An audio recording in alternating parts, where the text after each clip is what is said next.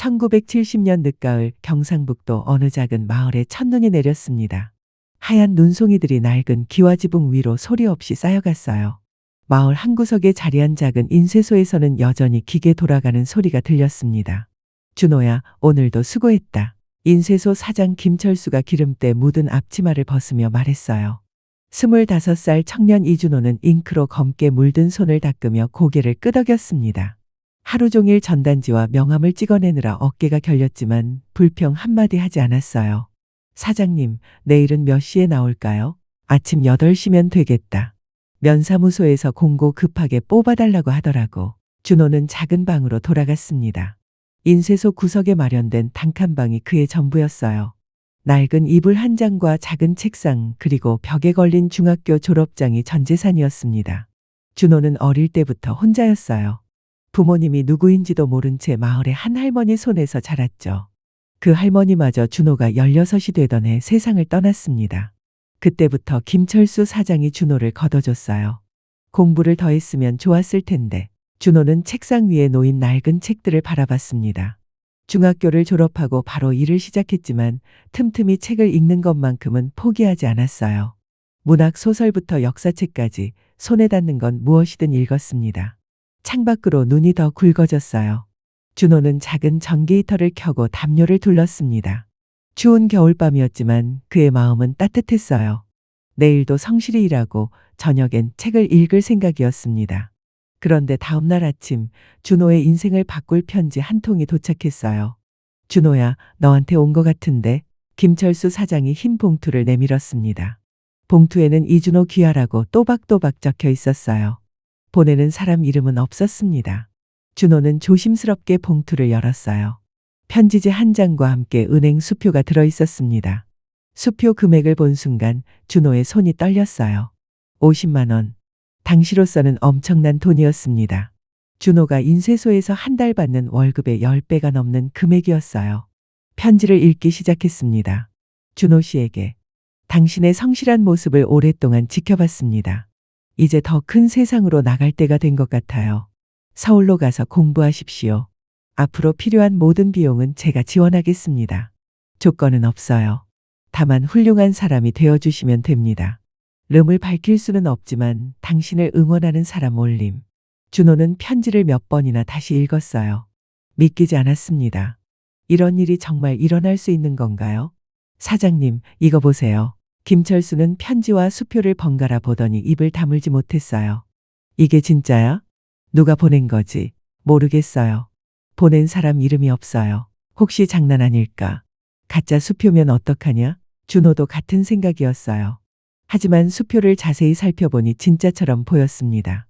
은행 도장도 선명했고 종이 질감도 일반 수표와 똑같았어요.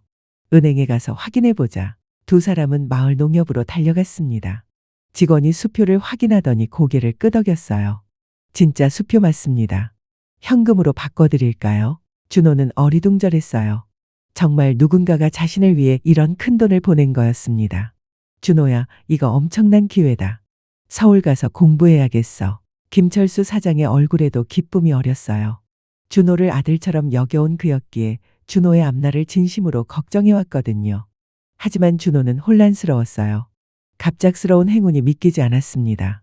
사장님, 이거 받아도 될까요? 누군지도 모르는 사람이 준 돈인데. 바보야. 세상에 이런 기회가 몇 번 오겠냐? 누군가 너를 도와주려는 거잖아. 그날 저녁 준호는 잠을 이룰 수 없었어요. 창밖으로 별들이 총총 떠 있었지만 그의 마음은 태풍처럼 흔들렸습니다. 정말 서울로 가도 될까? 이 돈을 받아도 될까? 다음 날부터 준비가 시작됐어요. 준호는 서울의 야간대학에 원서를 냈습니다. 경영학과를 선택했어요. 장래의 사업을 해보고 싶다는 막연한 꿈이 있었거든요. 마을 사람들도 준호의 소식을 듣고 놀랐어요. 준호가 서울 간다고. 누가 돈을 댄 거야? 모르겠어. 후원자가 있다는데 이름을 안 밝힌대.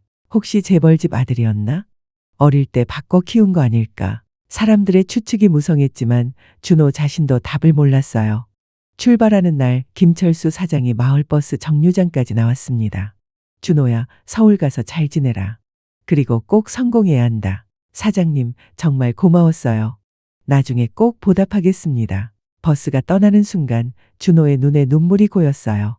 25해 동안 살아온 고향을 떠나는 마음이 착잡했습니다. 서울로 가는 길, 준호는 창밖을 바라봤어요. 산과 들이 빠르게 스쳐 지나갔습니다. 새로운 인생이 기다리고 있었어요. 나를 도와주는 사람이 누굴까? 언젠가는 만나게 될까? 준호의 마음속에는 궁금증과 감사함이 뒤섞여 있었어요. 그리고 무엇보다 이 기회를 헛되이 하지 않겠다는 다짐이 있었습니다. 버스는 서울을 향해 계속 달렸어요. 준호의 새로운 인생도 이제 막 시작된 거였습니다. 서울역에 도착한 순간 준호는 압도됐어요. 사람들이 개미떼처럼 몰려다니고 자동차들이 쉴 새 없이 지나갔습니다. 시골에서 본 것과는 완전히 다른 세상이었어요. 이준호 씨 맞으십니까? 준호가 두리번거리고 있을 때 한 청년이 다가왔어요. 30살쯤 되어 보이는 남자였습니다. 깔끔한 양복을 입고 안경을 쓴 모습이 지식인 같았어요. 네, 그런데 누구세요? 저는 김민호라고 합니다. 변호사예요. 앞으로 선생님의 생활을 도와드리게 됐습니다. 김민호는 정중하게 인사했어요. 준호는 어리둥절했습니다. 후원자가 변호사까지 보낸 거였어요. 제 후원자분이 누구신지 알 수 있을까요? 죄송합니다. 그분은 신분을 밝히지 않으셨어요. 다만 선생님이 잘 공부하실 수 있도록 도와드리라고 하셨습니다. 김민호는 준호를 작은 원룸으로 데려갔어요. 마포구에 있는 깨끗한 방이었습니다. 책상과 침대, 작은 부엌까지 갖춰져 있었어요. 한 달 전세금도 다 냈고요. 생활비는 매월 통장으로 들어갑니다. 필요한 게 있으면 언제든 연락하세요. 김민호가 명함을 건네며 말했어요. 준호는 꿈을 꾸는 것 같았습니다. 정말 감사합니다. 그런데 후원자분께는 어떻게 감사 인사를, 편지를 쓰시면 제가 전달해 드리겠습니다. 하지만 답장은 기대하지 마세요. 그분은 일방적으로만 도움을 주신다고 하셨거든요. 그날부터 준호의 새로운 삶이 시작됐어요. 야간대학에 등록하고 낮에는 도서관에서 공부했습니다. 시골에서와는 비교할 수 없을 만큼 풍족한 생활이었어요. 한 달이 지났을 때 또 다른 편지가 도착했어요. 준호 씨, 잘 지내고 계신가요? 공부에 집중하시되 사람들과의 만남도 소홀히 하지 마세요. 진짜 공부는 책에서만 나오는 게 아니니까요. 건강 조심하시고 필요한 게 있으면 김민호 변호사에게 말씀하세요. 준호는 편지를 읽으며 가슴이 뜨거워졌어요. 누군지는 모르지만 정말 자신을 아끼는 마음이 느껴졌습니다. 그러던 어느 날 대학 도서관에서 운명적인 만남이 있었어요. 실례합니다. 그 자리 비어 있나요? 우아한 목소리가 들렸어요. 준호가 고개를 들자 아름다운 여성이 서 있었습니다. 23쯤 되어 보이는 그녀는 고급스러운 옷을 입고 있었어요. 네, 앉으세요. 감사합니다. 저는 정수연이라고 해요. 정수연은 경영학과 3학년이었어요. 준호보다 2살 어렸지만 훨씬 성숙해 보였습니다. 말투나 행동 거지에서 상류층 출신임을 알 수 있었어요. 준호 씨는 어느 과세요? 저도 경영학과인데 야간부예요. 야간부시군요. 낮에는 일하세요? 준호는 잠시 망설였어요. 후원자 이야기를 해야 할지 고민됐습니다. 아니요. 공부만 하고 있어요. 그날부터 준호와 정수연은 자주 만나게 됐어요. 도서관에서 함께 공부하고 때로는 카페에서 이야기를 나눴습니다. 정수연은 교양이 깊었어요. 문학과 예술에 대해서도 해박했고 외국어도 능숙했습니다. 준호는 그녀와 이야기할 때마다 자신의 부족함을 느꼈어요. 수연 씨는 정말 많이 하시네요. 별거 아니에요. 어릴 때부터 좋은 교육을 받았을 뿐이죠. 정수연의 말에는 특별한 자부심이 깃들어 있었어요. 준호는 점점 그녀에게 끌렸습니다. 어느 날 정수연이 집에 초대했어요. 고모가 차 한잔 하자고 하시네요. 시간 되시면 오세요. 준호는 설렜어요. 정수연의 가족을 만나는 건 처음이었거든요. 정수연의 집은 강남의 대저택이었어요. 넓은 정원과 웅장한 건물을 보며 준호는 입을 다물지 못했습니다. 어서 오세요. 정수연의 고모 윤혜린이 나왔어요. 30 초반의 우아한 여성이었습니다. 값비싼 옷을 입고 목에는 진주 목걸이를 걸고 있었어요. 수연이가 친구 이야기를 많이 하더라고요. 이준호 씨 맞죠? 네, 안녕하세요. 준호는 어색해했어요. 이런 고급스러운 집은 처음이었거든요. 거실에서 차를 마시며 이야기가 시작됐어요. 준호 씨는 어떤 일 하세요? 윤혜린의 질문에 준호는 또 망설였어요. 지금은 공부에만 집중하고 있어요. 부모님이 사업하시나 봐요. 요즘 젊은이들이 일 안 하고 공부만 하기 쉽지 않은데 준호는 당황했어요. 고아라는 사실과 후원자 이야기를 해야 할지 몰랐습니다. 제가 특별한 도움을 받고 있어서. 아, 장학금인가요? 윤혜리는 이해한다는 듯 고개를 끄덕였어요. 하지만 눈빛은 차가웠습니다. 그 후로도 준호는 정수연과 자주 만났어요. 하지만 윤혜린의 시선은 항상 불편했습니다. 마치 자신을 품평하는 것 같았어요. 어느 날 저녁 집으로 돌아오는 길에 이상한 일이 벌어졌어요. 이준호 씨죠. 낡은 모자를 쓴 노인이 준호를 불렀어요. 60살쯤 되어 보이는 남자였습니다. 네, 그런데 누구시죠? 저는 최성우라고 합니다. 약사예요. 최성우는 소박한 차림이었어요. 손에는 약봉지를 들고 있었습니다. 혹시 고향이 경북 쪽 아니세요? 네, 맞는데 어떻게 아세요? 아, 그냥 사투리가 익숙해서요. 저도 그쪽 출신이거든요. 최성우는 친근하게 웃었어요. 하지만 준호를 보는 눈빛에는 뭔가 특별한 게 있었습니다. 서울 생활 힘들죠. 고향이 그립고. 괜찮아요. 좋은 기회를 얻어서 공부하고 있거든요. 아, 그렇군요. 혹시 후원자가 있나 보네요. 준호는 깜짝 놀랐어요. 어떻게 그런 걸 알았을까요? 어떻게? 아니에요. 그냥 추측이었어요. 시골 청년이 서울에서 여유롭게 공부한다는 건 쉽지 않으니까요. 최성우는 자연스럽게 말했지만 준호는 이상했어요. 너무 정확한 추측이었거든요. 그럼 저는 이만 가보겠습니다. 건강하세요. 최성우가 사라진 후 준호는 혼란스러웠어요. 왜 그런 질문을 한 걸까요? 혹시 자신의 후원자와 관련이 있는 건 아닐까요?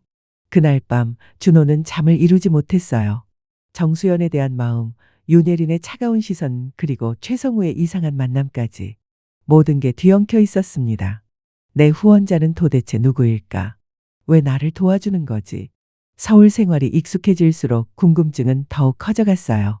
준호는 언젠가 진실을 알게 될 거라고 믿었습니다. 하지만 그 진실이 어떤 모습일지는 상상할 수 없었어요. 서울 생활도 반년이 지나자 준호는 완전히 달라져 있었어요. 값비싼 옷을 입고 고급 레스토랑에서 식사하는 게 자연스러워졌습니다. 매월 들어오는 후원금 덕분에 여유로운 생활이 가능했거든요.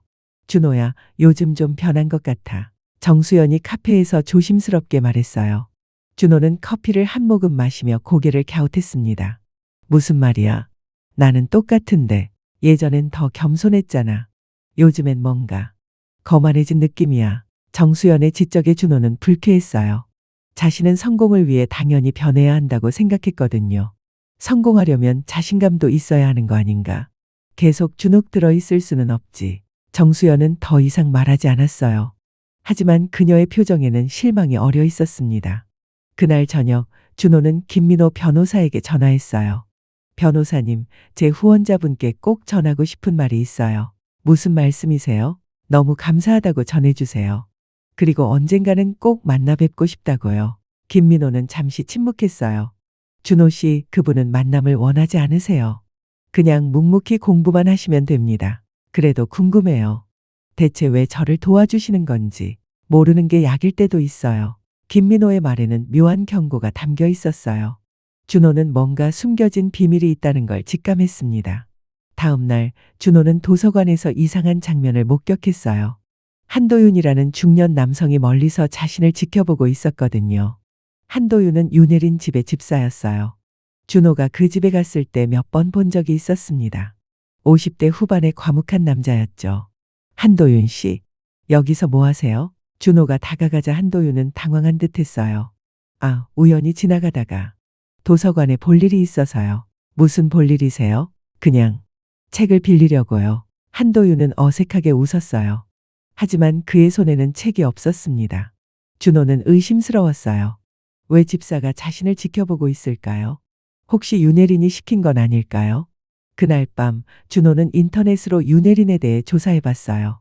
그녀는 대기업 회장의 딸이었습니다. 남편도 성공한 사업가였죠. 충분히 후원자가 될 만한 재력이 있었어요. 혹시 윤혜린 씨가 내 후원자인가? 준호의 마음이 설렜어요. 만약 그렇다면 자신과 정수연의 관계를 지켜보고 있는 건지도 모르겠어요. 며칠 후 또 다른 이상한 일이 벌어졌어요. 박재현이라는 사업가를 만나게 된 거예요. 준호 씨죠. 소문 많이 들었습니다. 박재현은 40대 중반의 남자였어요. 비싼 양복을 입고 고급 시계를 차고 있었습니다. 무슨 소문 말씀이세요? 젊은 나이에 후원자가 있다면서요? 부럽습니다. 박재현은 알 수 없는 웃음을 지었어요. 준호는 불편했습니다. 어떻게 자신의 사정을 아는 걸까요? 혹시 투자에 관심 있으세요? 좋은 기회가 하나 있는데. 무슨 기회요? 부동산 개발 사업이에요. 지금 투자하면 몇 배 수익을 낼 수 있어요. 박재현의 제안은 달콤했어요. 하지만 준호는 조심스러웠습니다. 생각해 보겠습니다. 너무 오래 생각하지 마세요. 기회는 기다려주지 않거든요. 박재현이 떠난 후 준호는 혼란스러웠어요. 왜 모르는 사람이 자신에게 투자를 제안하는 걸까요? 그날 저녁 준호는 우연히 법원 앞을 지나게 됐어요. 호기심에 들어가서 옛 법정 기록들을 열람해 봤습니다. 1960년대 기록을 뒤지던 중 이상한 이름을 발견했어요. 최성우. 절도죄로 징역 2년. 준호는 깜짝 놀랐어요. 며칠 전에 만난 그 약사와 같은 이름이었거든요. 기록을 자세히 보니 나이도 비슷했어요. 혹시 같은 사람일까요? 만약 그렇다면 왜 전과자가 자신에게 관심을 보인 걸까요? 준호는 더 조사해 봤어요. 최성우는 젊은 시절 여러 번 감옥에 들어갔다 나왔더군요. 절도, 사기, 폭행까지 다양한 전과가 있었습니다. 이상해. 전과자가 왜 나한테? 준호는 소름이 돋았어요. 혹시 최성우가 자신을 노리는 건 아닐까요? 다음 날 준호는 김민호 변호사를 찾아갔어요. 변호사님, 혹시 제 후원자분이 전과자는 아니죠? 김민호의 얼굴이 굳어졌어요. 왜 그런 질문을 하세요? 그냥 궁금해서요. 혹시 문제가 있는 돈은 아닌지. 준호 씨, 쓸데없는 걱정하지 마세요. 그냥 공부만 하세요. 김민호는 더 이상 대화하려 하지 않았어요. 하지만 그의 표정에서 뭔가를 숨기고 있다는 게 느껴졌습니다. 그날 밤 준호는 또 다른 편지를 받았어요. 준호 씨, 요즘 이상한 사람들을 많이 만나시는군요. 조심하세요. 모든 사람이 당신을 위하는 건 아니니까요. 특히 돈 이야기를 하는 사람들은 더욱 주의하세요. 곧 중요한 시험이 있죠. 공부에만 집중하시기 바랍니다. 편지를 읽으며 준호는 등골이 서늘해졌어요. 후원자가 자신의 일거수일투족을 감시하고 있다는 뜻이었거든요. 대체 누가 나를 지켜보는 거지? 준호는 창밖을 내다봤어요. 어둠 속에서 누군가 자신을 지켜보고 있을 것만 같았습니다. 며칠 후 정수연을 만나러 가던 길에 또 최성우를 만났어요. 준호 씨, 안녕하세요. 최성우는 여전히 소박한 차림이었어요. 하지만 준호의 시선은 달랐습니다. 안녕하세요. 준호는 경계하며 대답했어요. 요즘 공부 잘 되세요? 네, 그런데.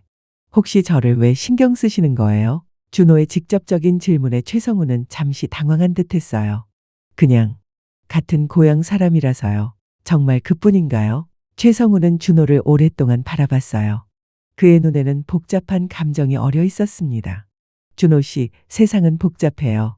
겉으로 보이는 게 전부가 아니에요. 무슨 뜻이세요? 언젠가 알게 될 거예요. 최성우는 그 말을 남기고 사라졌어요.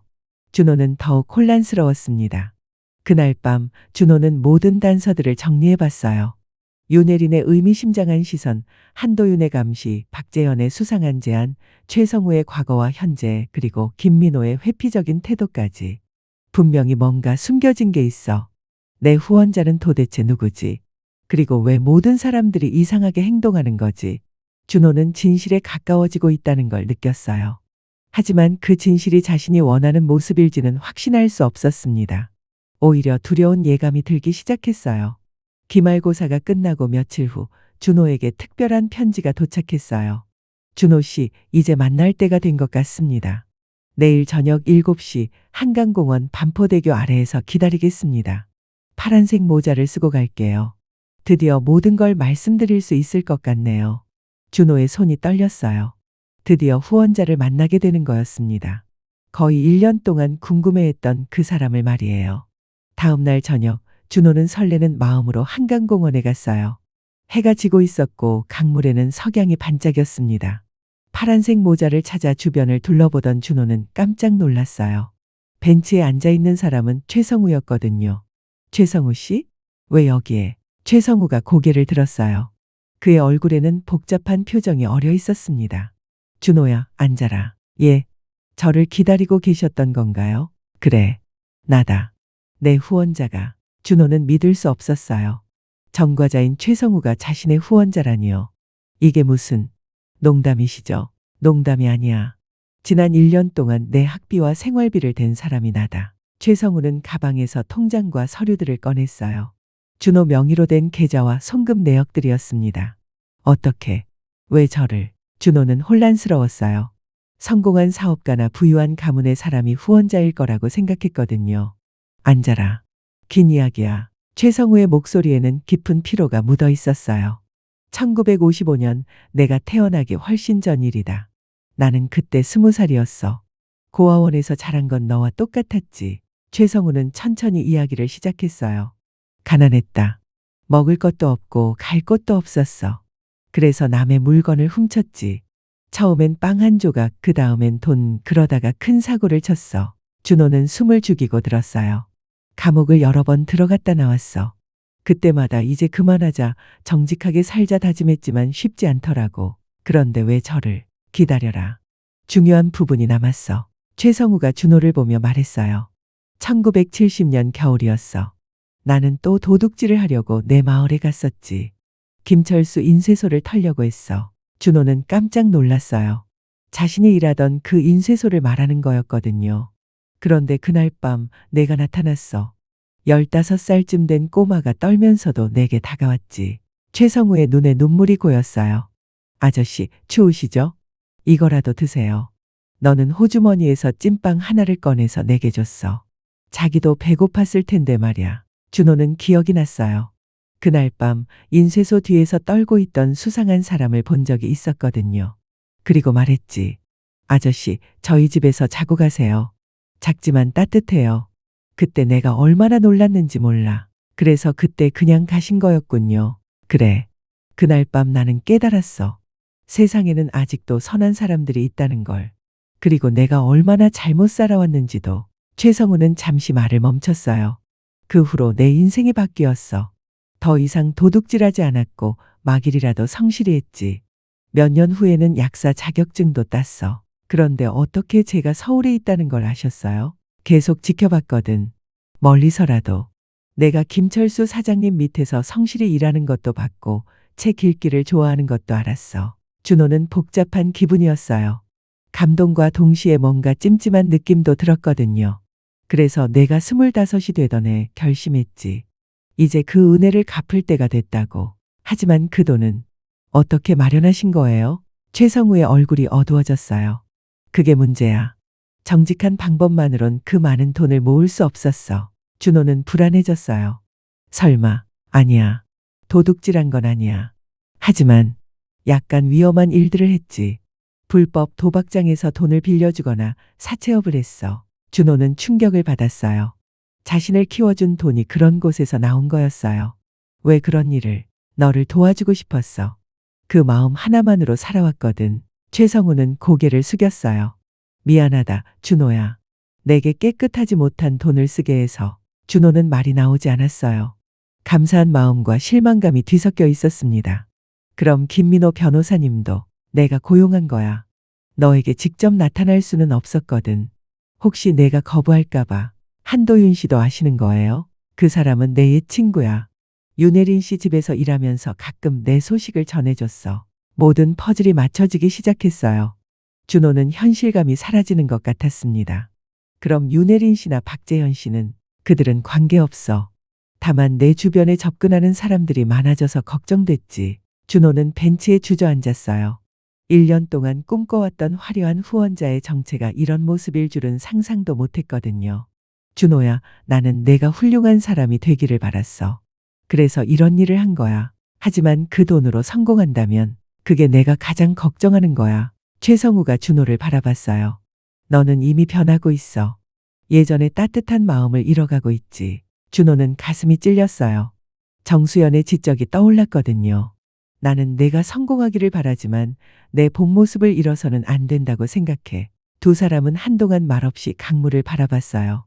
해는 완전히 져서 어둠이 내려앉고 있었습니다. 준호야, 이제 선택해라. 무슨 선택이요? 이 돈을 계속 받을 것인지 아니면 내 힘으로 살아갈 것인지. 최성우는 천천히 일어섰어요. 하지만 어떤 선택을 하든 나는 내 편이야. 그때 내가 내게 보여준 따뜻함을 잊지 못하거든. 최성우가 사라진 후 준호는 혼자 남았어요. 강바람이 차갑게 불어왔지만 그는 움직일 수 없었습니다. 꿈꿨던 모든 것이 한순간에 무너진 기분이었어요. 하지만 동시에 진짜 중요한 게 뭔지 깨닫기 시작했습니다. 그날 밤 준호는 잠을 이루지 못했어요. 최성우와의 만남이 계속 머릿속을 맴돌았습니다. 화려한 꿈을 꿨던 지난 1년이 모두 거짓처럼 느껴졌어요. 새벽이 되자 준호는 결심했어요. 모든 걸 정리하고 고향으로 돌아가기로 한 거였습니다. 먼저 정수연에게 전화했어요. 수연아, 만날 수 있을까? 준호 씨? 목소리가 이상해요. 무슨 일이에요? 직접 만나서 얘기할게. 카페에서 만난 정수연은 준호의 변한 모습에 놀랐어요. 며칠 전까지만 해도 자신감의 참 모습이었는데 지금은 완전히 달랐거든요. 무슨 일이에요? 준호는 모든 것을 털어놓았어요. 후원자의 정체, 돈의 출처, 그리고 자신의 혼란까지 모든 걸 말했습니다. 정수연은 조용히 들었어요. 이야기를 마친 후 그녀가 입을 열었습니다. 준호 씨, 이제야 예전 모습이 돌아온 것 같아요. 무슨 뜻이야?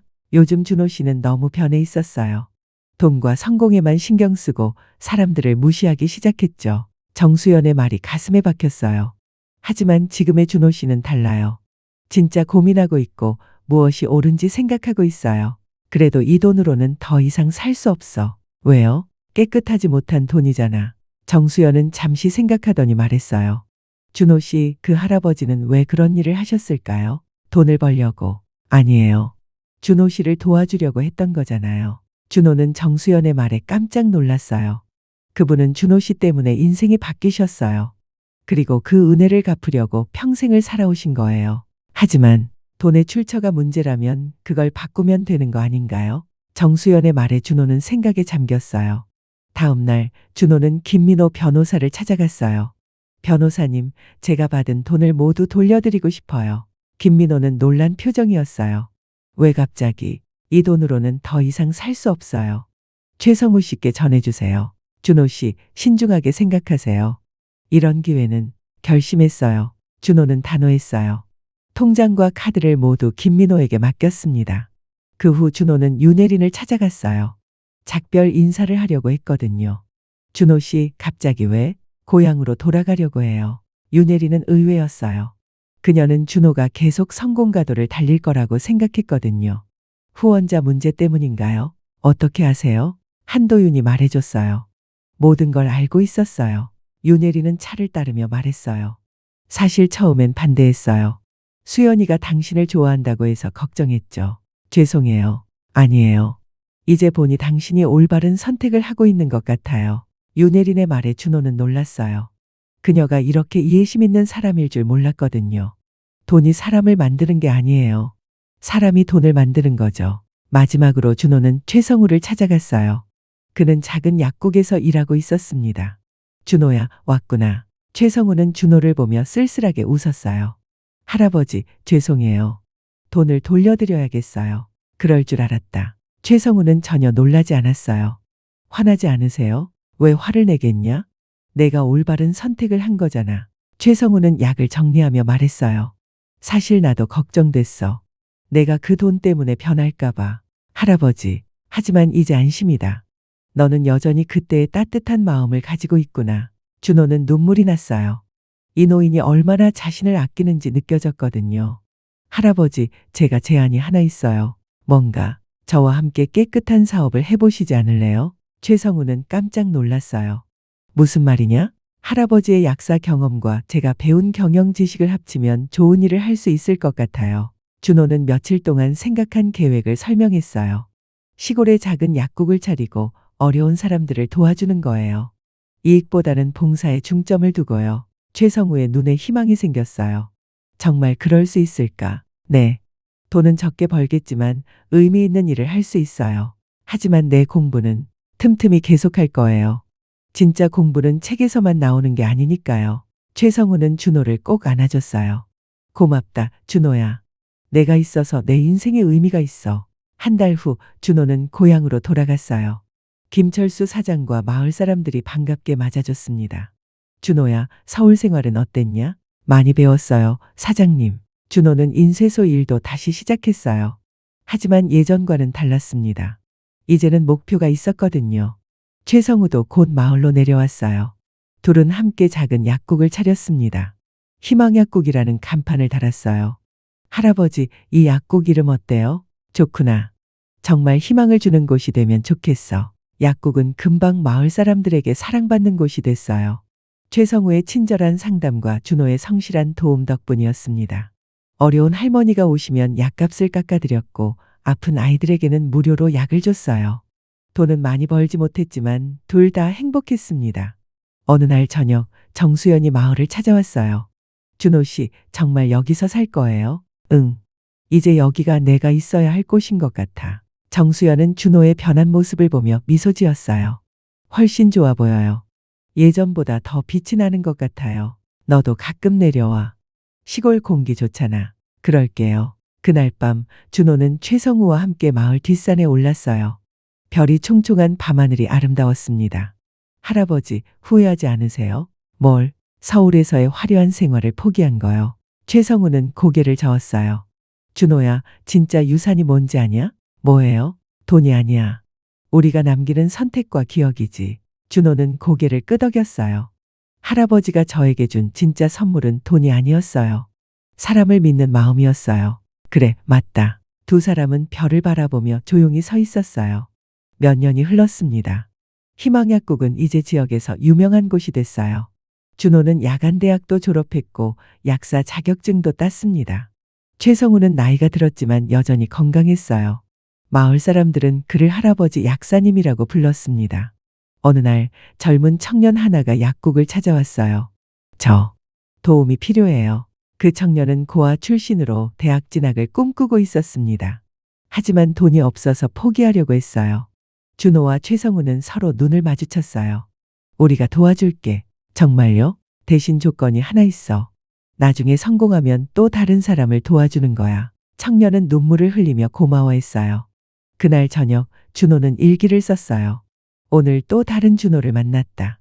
우리가 받은 사랑을 이제 다른 사람에게 전해줄 때가 된 것 같다. 할아버지가 말씀하신 진짜 유산의 의미를 이제 알 것 같다. 그것은 돈이 아니라 서로를 아끼고 도우며 살아가는 마음이었다. 창밖으로 별들이 반짝이고 있었어요. 준호는 만족스러운 미소를 지었습니다. 진짜 행복이 무엇인지 이제 알 것 같았거든요. 그리고 먼 곳에서 이 모든 이야기를 지켜본 사람들도 있었을 거예요. 진정한 유산은 물질이 아니라 우리가 남기는 선택과 기억이라는 것을 깨달은 사람들 말이에요.